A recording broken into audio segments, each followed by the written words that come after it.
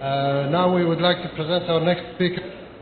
She's very active and she's known for the food industry. I've been following her for a while on Instagram with the nickname Mimi Kuwait, and we would like to hear from her, her experience and how she started and what motivates her as a business entrepreneur, especially with the farmers, the first nomadic farmers market, Shakshooka Market. So please welcome Mariam النصف to the stage.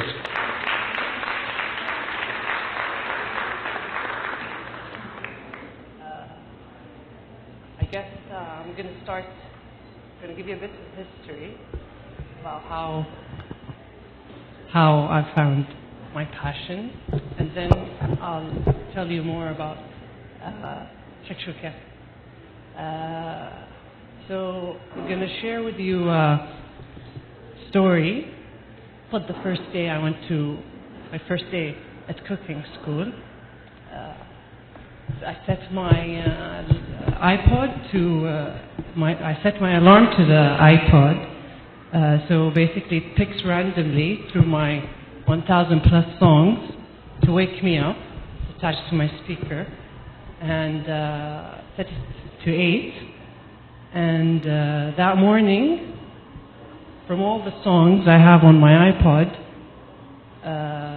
this song came on, and I mean, if that's not a sign, I don't know what is.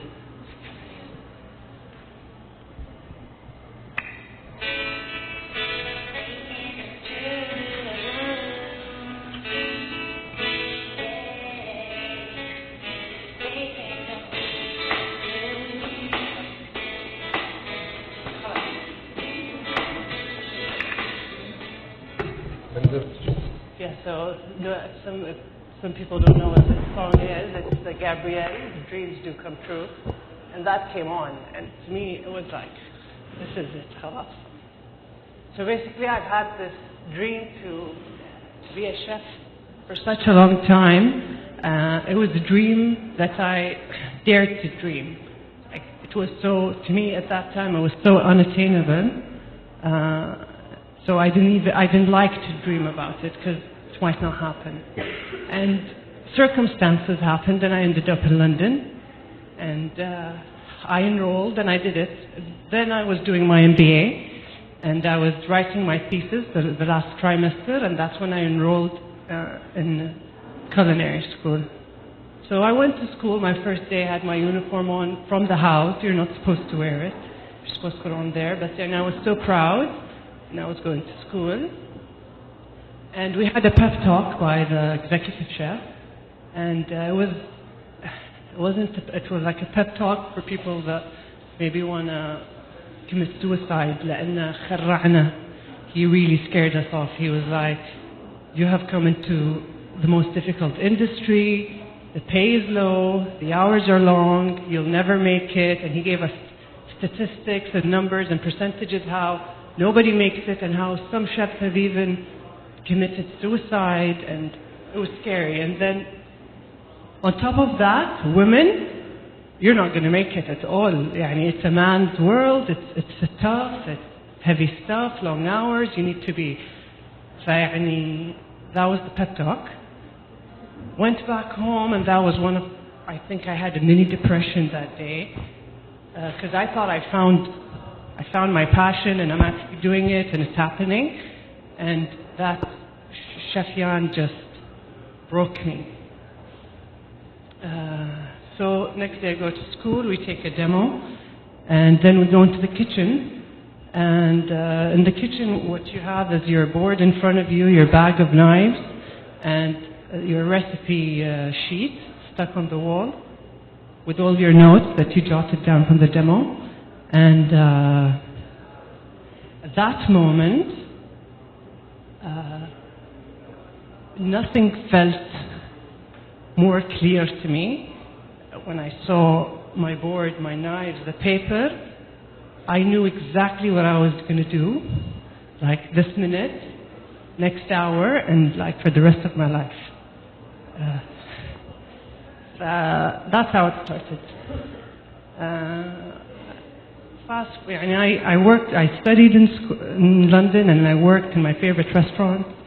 When I first started working, I didn't do it most glamorous way. I was temping, and I was still in school, and the chef in one of my temp jobs found out about me and my background, and he's like, this is not the way you should be, this is nowhere you should be learning, not temp jobs, where we just reheated food in Wembley Stadium for the VIP lounges, and it was not a very glamorous job. And he's like, what you do is you have to go to restaurants and knock on their door, and you don't start somewhere and then work your way up. You do it the other way around. You go to the best restaurant, and you get rejected, and you work your way down.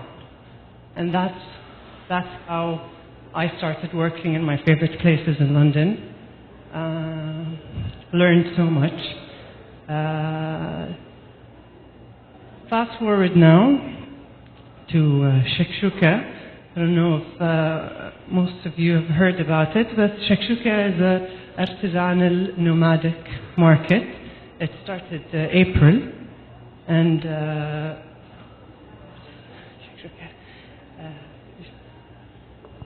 so this is a drawing done by Walid Sha'lan, inspired by last week's Shakshooka, Walid Sha'lan.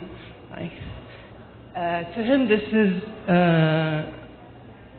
in his eyes, the future of Shakshooka. And to me, this is more like the history of Shakshooka, because I didn't come up with the idea of Shakshooka. I don't think nobody knew Shakshooka. Nobody planned Shakshooka. I think Shakshooka was hovering, and then it thought that this plot of land is ready for a Shakshooka, a market, and it chose us. But in reality, the way it started was a group of friends, which were my ex-customers 10 years ago in an organic store we owned, me and my dad. I ran it, he owned it. And I became friends with them 10 years later, and they wanted vegetables, and they wanted me to reopen, and that wasn't going to happen. And I was like, I'll bring you my vegetables, and you can just distribute them between you and your friends. They're like, no, we'll sell it. I'm like, okay, sell it, keep the money. They're like, no, we'll sell it for you. I'm like, okay. I brought the vegetables that day. It was on a Thursday, and it was in the parking of Aisha Salim. Rab'a, Farai, and Sarah Khalil, Dania were waiting for me in the parking lot with the tables with tablecloths on them. Brought my vegetables out. Their friends, which they called to come, were supposed to come at 6. We were there 5:30, and we almost sold out before their friends came. And in that half hour, we all realized that something was happening. People were passing by and asking questions. That's how I met Walid. He lived in the same building, and people were buying and asking me, what can I do? Because then it was end of the season, and we had a lot of eggs, tomatoes, and chilies. They're asking me, what can we do with this? And I was like, Shakshooka. And that's where the name came from, Shakshooka. Now Shakshooka is much bigger. We're from one table have grown literally organically to more than 30 vendors, but maybe 15 plus show up at a time. There's no obligation to show up, so people just show up when they can and when they want to make stuff. People usually come and ask me about, when they ask me about Shakshooka and then they ask me, so what do you do for a living? I'm like, this is what I do for a living. I organize it, and it's the best job ever. I mean, the worst part of Shakshooka as a job is when I have to try the vegan food. That's it. Otherwise, I mean, that must be a great job if that's the worst part of it. Yani, I wake up 4:35 in the morning. I can't help myself. I wake up and I jump up. I get to visit people that make stuff in their homes. They make soap, they make biscuits. I try food, I get samples. And I have a party every Thursday, and everybody comes to Shakshooka. I still get nervous every Shakshooka. are people going to show up? But they do show up, yani. And it's a wonderful experience. If any of you have been, the energy is amazing. Everyone's happy. There's no obligation. It's just a really fun job. And I'm not applying anything I learned in school or in my MBA in this. I'm just applying what I feel. I had to unlearn a lot of things that I learned in school. I mean, in school they teach you to, like the concept of right and wrong and grading kind of stops you from doing and taking the first step. That to me is what you need. You need to find your passion and do it, and then things just fall into place.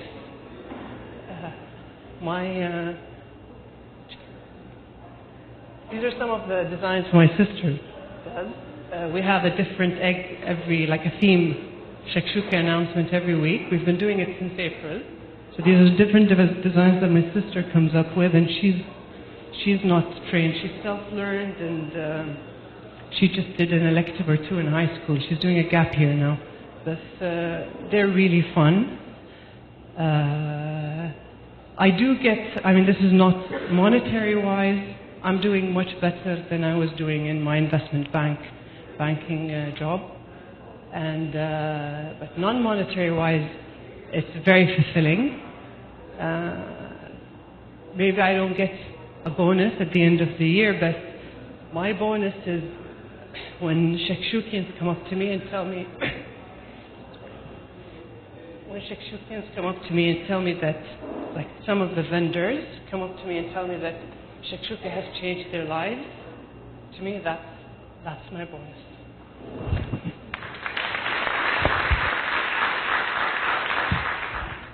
Do you have questions, or would you like to start the break? We have a break for 45 minutes. There is one question. Assalamu alaikum. I've heard of Shakshooka before. I've never been to it. I'm a big foodie, of course. I'm eating all the time, and that's what I get accused of most of the time. It's true, and I admit it. I like it, but I know it's an open market, isn't it? Have you thought about, like, since weather in Kuwait is a challenge? Have you thought beyond that? Like, how are you going to take this to another level? Since it's out in the open, and I think part of the experience is that it's out in the open, because that's what makes the market or this place appealing, I guess, which is a good aspect. Since the weather is nice right now, and I think the last couple of times is some good weather. So have you thought about beyond that? Thank you. Well, have I thought about what's beyond, like what's the next level for Shakshooka? How are you going to establish it, like as a market later on? Like one of my Shakshookians, Dalal, 33 Brent Lane, said Shakshooka is not just a market; it's like a phenomenon. So honestly, I don't control Shakshooka. It's happening. It's growing slowly. I'm there to kind of, filter people that come in. I go and I scout the venues that we get invited to. I don't pick the venues. Just Nader is the one that I consciously pick. But all the other venues, we get picked. And I have to go and scout. And if certain standards are there and it fits Shakshooka, we go. So where Shakshooka is going to be, that's a question I get all the time. And to me, what I think of the future of Shakshooka is I hope that it maintains the same spirit and intimacy and energy. Where it goes, I don't know, I'm just going with it.